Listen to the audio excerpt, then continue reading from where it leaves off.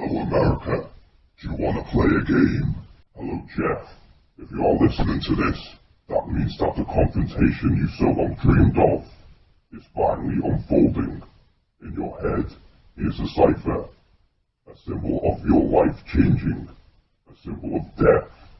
I present him to you now as a simple human being. His name is Timothy Young.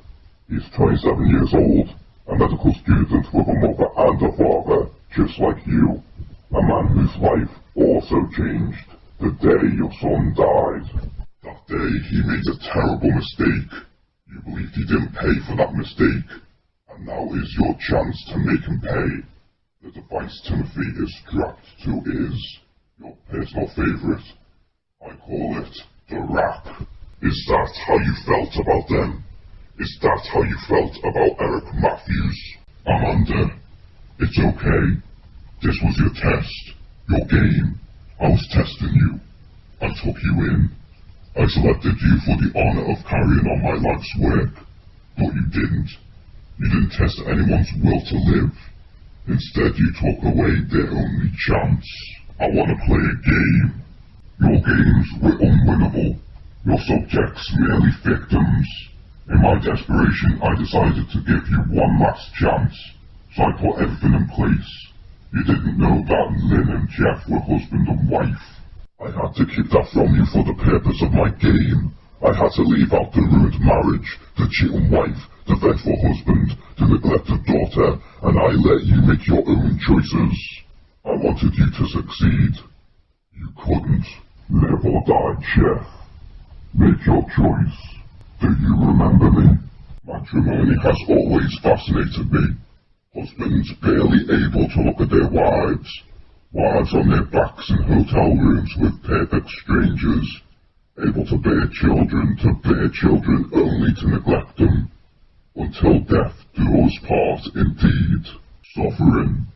You haven't seen anything yet. Someone like me. Who am I? I don't condone murder. And I despise murderers. If you make it through this, Lynn, you are going to thank me one day just as Amanda did. Greetings and welcome. I trust that you are all wondering where you are. I can assure you that while your location is not important, what these walls offer for you is important. Salvation, if you earn it. I want to play a game. The rules are simple. All you have to do is talk to me. Listen to me. If you do that long enough, you will find your son in a safe and secure state. We haven't properly introduced ourselves. My name is John. X marks the spot. Can you imagine what it feels like to have someone sit you down and tell you that you are dying? The gravity of that. Then the clock's ticking for you.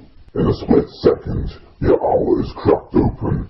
You look at things differently, smell things differently. You savour everything via a glass of water or walk in the park. But most people have the luxury of not knowing when that clock is going to go off. And the irony of it all that keeps them from really living their lives, it's keeping them drinking that glass of water, but never really tasting it. To those who do not appreciate life, do not deserve life. But do you appreciate yours? Do you appreciate your sons? I know you were once considered a fearless police officer. Do you feel a whole lot safer now that you only sit behind a desk? 3 hours from now, the door to this house will be open. Unfortunately, you only have 2 hours to live. Right now, you are breathing in a deadly nerve agent. You have been breathing it since you have arrived here. Those of you familiar with the Tokyo subway attacks will know that it's a devastating effect on the human body. The only way to overcome it and walk out of that door is to find an antidote. Several are hidden around this house. One is inside the safe in front of you. You all possess the combination to the safe. Think hard. The numbers are in the back of your mind. The clue to the order can be found over the rainbow. Once you realize what you all have in common, you will gain a better understanding of why you are here. X marks the spot for that clue. So look carefully. Let the game begin. I I don't intend to mock you, officer, but I'm a cancer patient. How could you possibly put me in any more pain than I'm already in? No. It's changed now. You see, the knowledge of death changes everything. If I were to tell you the exact date and time of your death, it would shatter everything. It was the police and the press who coined the nickname Jigsaw.